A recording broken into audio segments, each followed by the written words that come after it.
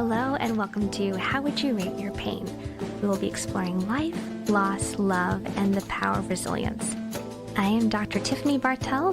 Thank you for listening, and I can't wait to go on this journey with you. Hello and welcome to another episode of How Would You Rate Your Pain? I am Dr. Tiffany Bartell, your host, and I'm here with my friend Regina from Wellspring Coaching. Welcome. Thank you.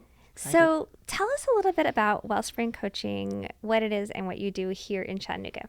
Yes. So my world is all about working with depression as disconnection, not just disease. Mm-hmm. And so my background is integrative health coaching. So it's this question of like the whole health, all of these things, not just one or the other. Yeah. And then I weave that together with my background in neuroscience and anthropology and my lived experience of depression to bring this like, okay, how do we help with depression? That's not just pills. That's not just therapy.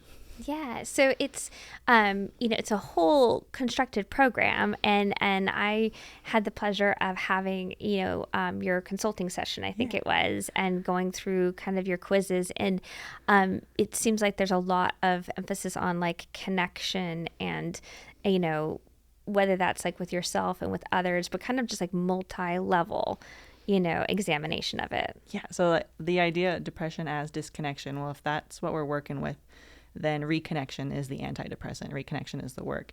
And then reconnection to what? So I've done all this research, and there's 23 different areas that I kind of work with. So the 5 big ones are body, place, people, source, and hope. And so body, nutrition, movement, sleep, like those very physical things. Like, hey, what are we eating? Are we eating? Like, because food gets really hard for me when I'm depressed. Yeah. People, what does service look like? What does community look like? What does true self look like? Because you're a people too. Source is my word for like divine, universe, God, anything that fits there. Like, and also if none of those big words fit, it's just something that's bigger than yourself. So getting out of your own way. And like I could go into the other two too, but yeah, we'll get there. So I'd love to hear, like you mentioned, anthropology and neuroscience. I'd love to hear a little bit more about like your journey into this work and what kind of got you curious about it. Yeah, I think that's one thing we share in common is a lot of curiosity. And every time we sit down to talk, we're like, oh, and what about this? What about this? What about this? Yeah. So, go for it. The way I've been thinking about this recently is like my goal as a person is to be one of the most interested people, not interesting. Like I don't need people looking at me. I want to be the curious person who's like, oh, tell me more about that. Like, how does that go? Yeah. And so Wellspring is very much this product of me being interested in these like disparate areas and like, how do I put this together? Yeah. So I was this 20-year-old undergraduate who was studying neuroscience because I was curious, like, how does the mind work? What is consciousness? Like, make it make sense. Yeah. And then I was also studying anthropology. So like these very micro and macro questions of what does it mean to be human? And I didn't know how they fit together until I studied abroad, had this incredible, like, wow, look at how big the world is. Look at how big I am and capable. And then I came home and got incredibly depressed. And so I was in this depression pit. And then I was like, neuroscience, anthropology, mental health. This is the bridge that I've been like building towards. Yeah, looking for. Okay, make it make sense. Like, why am I depressed? And then I tried the traditional story of like you're depressed, medicate it, and it didn't touch it for me. And so that's when I leaned in and I was like, there's a bigger story here. How do I tell it? And I started asking those questions of like, what is depression? What do we know about it in the neuroscience space and the anthropology space? And then I put them together. And I thought I was going to get a PhD doing that, but then COVID happens. And I was like, well, I still want to ask these questions of depression and wholeness. Where can I do that? And that's when I found health coaching. And I was like, oh, I can do this in a personal way, not just an academic way. And that was really exciting to me. Well, and I'm a big qual person. I love qualitative data and that idea of lived experiences and exploring them. I find that data fascinating. And so I think, we've talked before about, that curiosity. It fuels you, especially if you're more of a qual person, it pushes you towards people and it pushes you towards stories, and they're sitting with people and learning about them and seeing, ultimately if you could be helpful. Yeah. I remember one of my professors was like, stories are data with soul. And I was like, ooh, tell me more. I love that. Yeah. Stories are data with soul. I'm going to like save that. Yes. And so that's the data I love working with, because I am a data person and I love seeing these patterns, but in a soulful way. Like, what does that mean about who you are and what matters to you and the particular you that is like navigating this human thing? So how did you come up with the name Wellspring? So the name Wellspring came from this book I was reading called Mystical Hope. And it's by Cynthia Bourgeau, who's a Christian mystic. And I love that question of mysticism. And she talked about how the journey to the wellspring of hope is really a journey to the innermost ground of our being, where we meet and are met by God. And so that idea of going inward and this question of hope, because I think depression and hope are in this conversation together. Yeah. And so wellspring, okay, this innermost ground, how do we get there? And then what comes out of it? Like, what is asking to be connected from inside of us to outside of us? I think there's such a theme of that search, if you look through novels and, movies and even memoirs of, people going on a journey and they're looking really far and deep inside themselves, which can be scary, but the idea that you'd be met there with something lovely. Yes. And come out not alone. Yeah, I have this deep belief that there's something lovely to be found, like in the depths, and like that's why I work with depression, is because of this idea of depression as teacher. Yeah. And like, what is this here to show me? And like, I love the metaphor of caving and like inward spelunking. Like, you have to go into the dark to go deeper. Yeah. And like approaching that as an invitation for curiosity and learning rather than like defeat and the end of something is really life-giving for me. What do you think is scary for some people about like having that search or looking inward? Because, I have friends and family that are like, I know I need therapy, or I know I need to talk to someone about what's going on, but like, not now. I don't have energy for that, or I don't want to do that. I don't want to think about that right now. So they're living out of it, and it's really hard. But there's something that feels like it might be harder about taking a journey like that. Well, the inward journey is interesting because you have to do it for yourself, but you don't have to do it alone. Yeah. And so like, if you try to do it alone, it's really easy to get lost. Like there's such a vast landscape on the inside. The caving metaphor, especially for those of you in Tennessee listening, is a very good one. Yeah. Like, you can go in the cave. It's disorienting. It's dark. It's like, oh gosh, like, have I been here before? Like, can I even fit through that hole? You might end up in Kentucky. Yes. Yeah. Yeah. Like, where are the borders? Like, what's the map? And like, for your specific internal landscape, like, it's unmapped. And like, you can kind of follow someone else's map, but if you aren't familiar with yours, like, you are going to get lost. And so it's daunting because you have to create the map. You have to like dip your toe in, or like start to like explore this tunnel in the safe way with like your guide rope, and then you come back and then you try again. Like, you don't do it all at once, but it is daunting to build your map. I think, some of my clients, I think they're afraid of sometimes what they'll find. And what would you speak to that? Afraid of what you'll find. That's this question of like, are you burning fear or are you burning love as your fuel?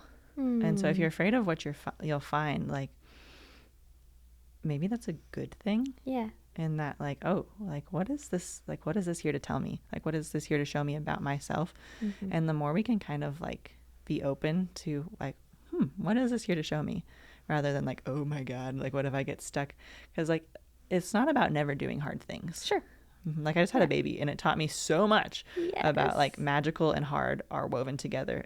They can be. They don't have to be. Like, it doesn't have to be hard to be good. Two truths could be true. Exactly. Yeah. It's like, oh, like, do the good hard thing. Yeah. And it's okay if it's scary. Well, and there's good hard and there's like hard, and so we're talking about good hard, but they can feel very similar. They can feel very similar. And this is another thing that I think depression is trying to teach us, is like, what beliefs do we have that are keeping us like stuck in hard versus like, what's the good hard? And in a way of like, sometimes it's about doing less. Like, if we're trying to do everything, like, what is actually important for us to do and what isn't important for us to do? Yeah, I like that. Yeah, the good hard shows you that, because you can't do everything. You have to respect your limits and your gifts. Like, that's my favorite definition of self-care, is respecting your limits and your gifts. So depression is teaching us to respect our limits, because we can't do it all. Because it kind of slows you down. I think that's one interesting thing for my clients who have experienced like a depressive episode for maybe the first time in their life, and they're really high, achievers hitting a wall. Like, I think sometimes we fool ourselves into thinking walls don't exist. Yes. Or they exist for other people because of, how they choose to live, but they don't exist for me. Or I'm a good person if I don't have any walls. Yeah, it's like, yeah. oh, like, no, you are still worthy, even with your walls. Yeah. Your limits. And maybe the walls are there, but like, you're always like running around them or, plowing through them, and there's dents in your wall that like maybe are really painful. It's a hard way to live, Dents to not against your respect wall, that. and then how many concussions have you gotten from like Yeah. beating your head against the wall rather than like, oh, this is my wall. It's a limit. Yeah. I And have then limits. finding the neighbor who has the wall, and then we like that's how we build community. Is like we all have our little houses rather Yeah. than like just living in a wasteland. That gets back to that connectedness. I almost, am wondering like how much that like really difficult, personal belief that people hold that inherently they're bad. And I don't know if we hold it consciously always, but like that underlying belief that I run into a lot with clients, how much that makes the kind of work you're describing hard, because if you're the cave system, exploring you would lead to running into bad things. And versus if we could hold our goodness, then an exploration of it would be difficult but not scary. So this is exactly like why I have my Envision group. It's because people are coming and being like, I don't believe that I'm worthy of what I want, or like I don't believe I'm worthy of belonging in the places I want to be. Like I'm not good enough. I'm not worthy enough. Yeah. And that question is such a like shared human wound. Like we all have some element of that worthiness of like, oh gosh, like I'm not good enough.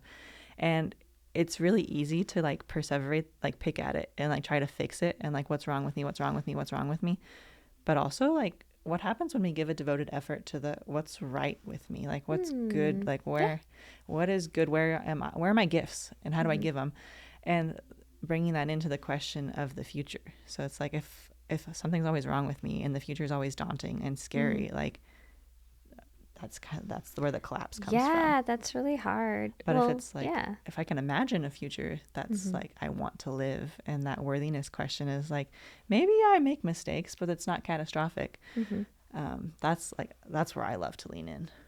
I think, to kind of piggyback on that, I think, depression work often requires an examination of identity. Oh, for sure. Yeah. Yeah. Tell me more about like your work in that with your clients. So if you think about depression, it pops up in these transition moments. It's like we talk about postpartum depression. Sure. We talk about divorce. We talk about empty nesters. We talk about aging. It's like, okay, this is showing up when I'm being asked to become a new person. Yeah. And so how do you approach becoming a new person is, John O'Donohue calls it the reverence of approach. If you can approach the transition with that curiosity, that cheerful readiness, it's like, oh. Even grief. Grief. Yeah, because you're transitioning into a life where the person's always in you, but they're not with you. Yeah. And whatever that relationship gave to your identity. Including past versions of yourself. Oh, yeah. Yeah. And so I love to approach this question with my clients in that, like, what are you excited about? Like bringing that imagination and play and curiosity into it, and like letting that take on a life of its own. And I call it like the living the questions. Yeah. So it's like, who even am I? Like, what do I even want? Like asking it in a way where it's not like, God, who even am I? It's like, oh, who even am I? Like excited, and just changing that tone and seeing what happens, like playing with it. Because it just helps to have more fun with it. Yeah, what do you think makes change so scary, and why do we lean towards predicting it's going to be negative, the outcome will be negative? Because I feel like there's like this bend of just, like, oh, and it won't be like this anymore. But we really don't, especially in our Western culture, come up with that like curiosity and excitement and expectation that it could be a good thing that comes out of it. We're like, oh, and then this won't be this way anymore, and so it'll be terrible. Yeah, it's this belief that if I can predict it, I can protect myself from it. Okay. Yeah. And if I'm prepared, I'll be okay. And if I'm not prepared, I won't be okay. And again, that's another belief where you get to lean and say, is that actually true? Like if I protect myself by being prepared, am I actually going to be okay? Because life is unpredictable. Yeah. And so how do I get good at navigating uncertainty rather than needing certainty to be okay?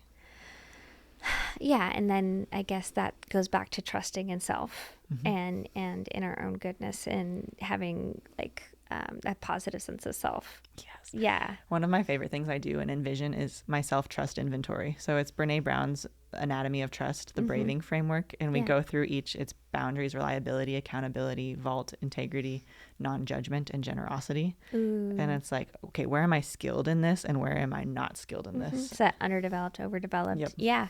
Yeah. Because I mean, I do a lot of trauma work with my clients, and, you know, inevitably it's our superpower that's our kryptonite, Yeah. right? Like whatever answer we have, you know, we tend to take that answer to everything. So if you're really good at working hard, then everything that comes up, you're just going to try to work harder. So if you're having, you know, depression in your life showing up, like that working harder doesn't work. And then we kind of hit that wall. Yeah, the working harder doesn't work, and then it turns into I'm a bad person because it's not working. Yeah. In reality, it's like, wait a second, what is this depression here to show me? Like, I love to work with depression as the check engine light, and like my goal is to like get to gratitude for the check engine light, because like that light comes on and it's like, oh crap, like something could be really wrong and it's really scary. But think about if that light never came on. I mean, your engine would blow up. Yeah. Exactly. Yeah. So you might just need oil. I mean, I don't really know how to do anything with cars or engines. So that light can come on for so many reasons. Right. And it's literally a sign like, okay, pull over and see what's going on. Yeah, maintenance. Exactly. Yeah. Depression's the same way. Okay, pull over. What's going on? Like, let's take a look. Like, let's go and take a look. And it might be an easy fix and it might be a hard fix. And either way, you're going to come out transformed for the better. If you're listening to How Would You Rate Your Pain, you're probably a person who understands the power of talking through the issues that we're going through. I'm really excited to let you know about BetterHelp, an online therapy platform. I'm not one of their therapists, but very thankful they sponsor this show. Wherever you are, BetterHelp will match you with a licensed therapist who can listen and help you through whatever you're going through. It's flexible and entirely online. Listeners of the show can get started with 10% off the first month by clicking the link in the show notes or by going to betterhelp.com/Tiffany Bartell. So it sounds like you're working with a lot of clients who are having like phase of life changes and transitions, and like in my world, like adjustment disorder, you know, experiences. And, you know, I think that it's funny because with my students, my counseling students, there's a lot of fear around sitting with very, very sad people. Yes. Yeah. What do you think happens for the people who, you know, are going into mental health work? You know, where's that fear of being with someone really sad coming from? We have this fear that depression's contagious. So like if you sit with somebody in the pit, you're also going to get stuck in the pit.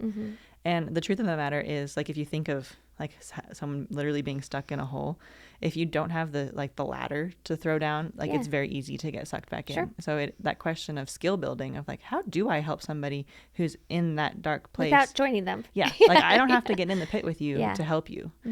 But the fear is that I'm going to have to get in the pit with you. Well, and then I think we think about like there's all this pictorial representations of empathy and that idea of like coming alongside, and, you know, and I think when we're working with depression, empathy has like a longer cord, you know, between us and them, because we have to be where they want to get. And we have to hold them with our belief that they this is where can move. The like spiritual entrepreneurship is kind of the framework I think about it, where my business is here not just to be a coaching practice or a business, but also for me to be a better human. And like the more I can practice what I preach and embody the like, okay, hey depression, like I see you, you're here, what are you trying to show me? Yeah. And learn from it, and this be an example.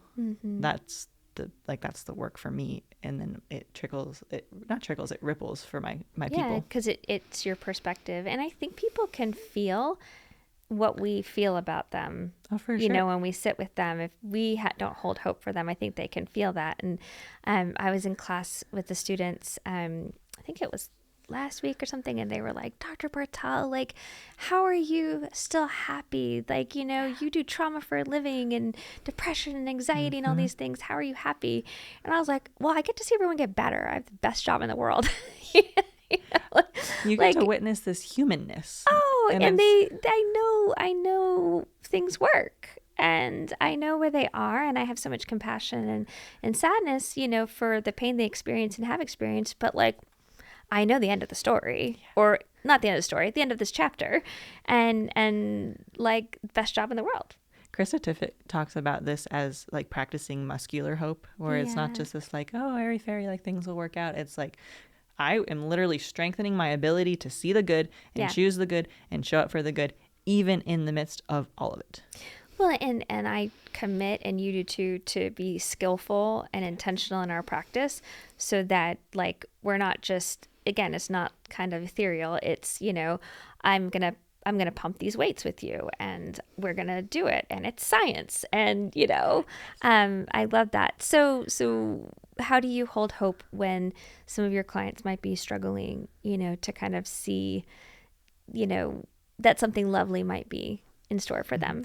I go back to glimmers. So like I kind of think of like we talk about triggers all the time, and it's like, oh, this triggers me, and then like, ooh, let's talk about glimmers. So it's like even in the like tarry goopy stuck pit, it's like I'm kind of opening my eyes and turning in and be like, okay, tell me like what's your favorite thing that's happening right like, now? I see something shiny. Yeah, like my job is to see the shiny thing and be Yeah. like, oh, like, hey, did you notice that? And just like just get excited. Like the wonder, and some wisdom and wonder are two of my favorite words. So kind of like bringing that into the space and exploring the glimmer, even if it's just like a little tiny speck, and then going from there.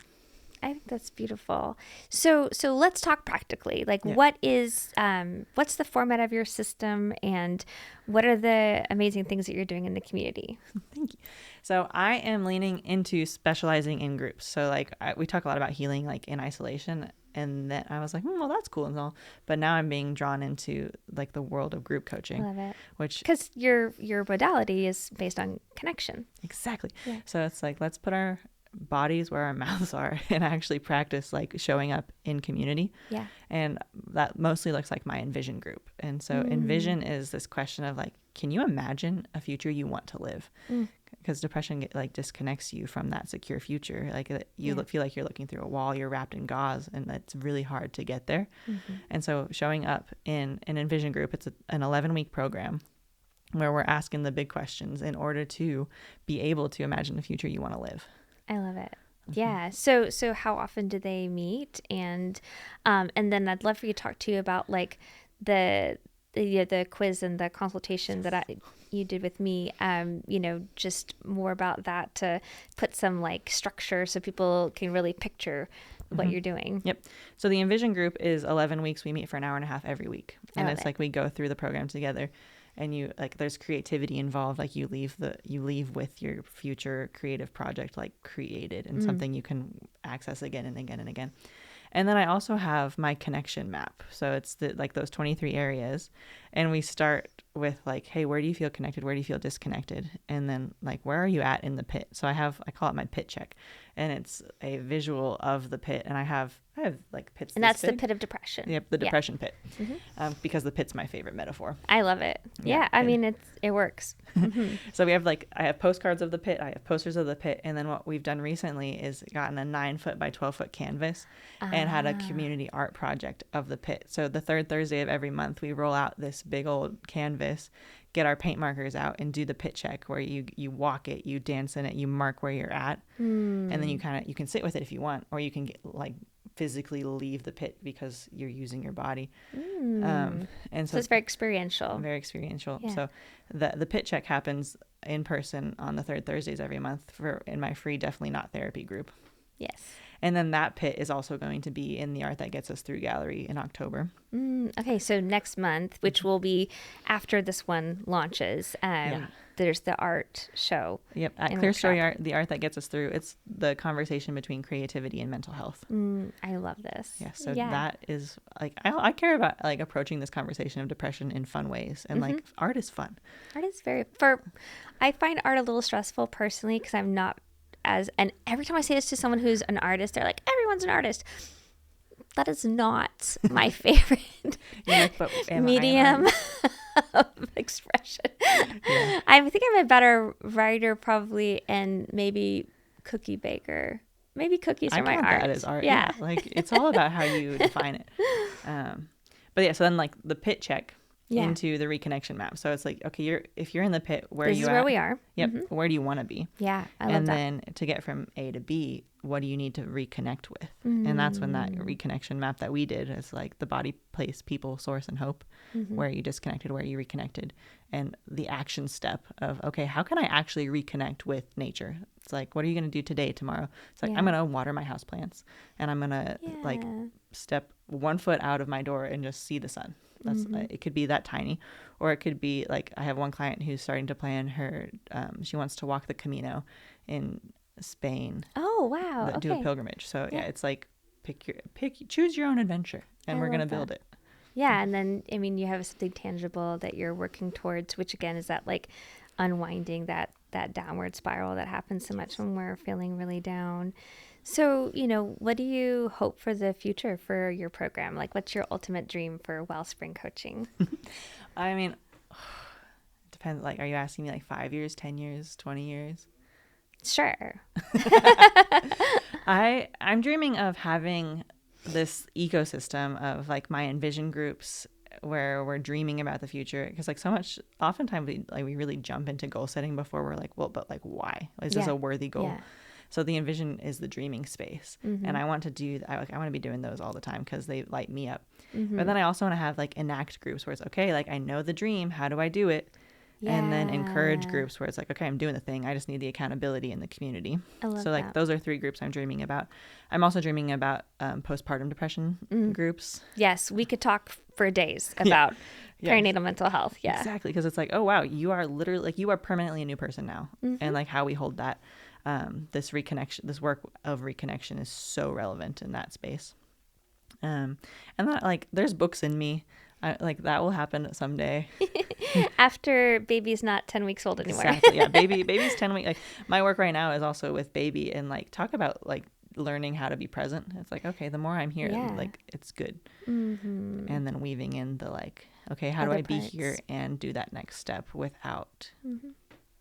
Yeah, there's only 100% of the pie every day. Exactly. And These if are you're my going walls. to give more to one area, you have to shave off. Like, and I think we tend to just be like, oh, and then I'll just absorb this too, and I'll just absorb this and absorb this. And then we're the ones that end up getting like a tinier slice. So I was literally standing outside yesterday looking at my little garden, and I was like, wow, the metaphor of I didn't tend this garden and like the plants still grew. Like there's tomatoes everywhere. Yeah.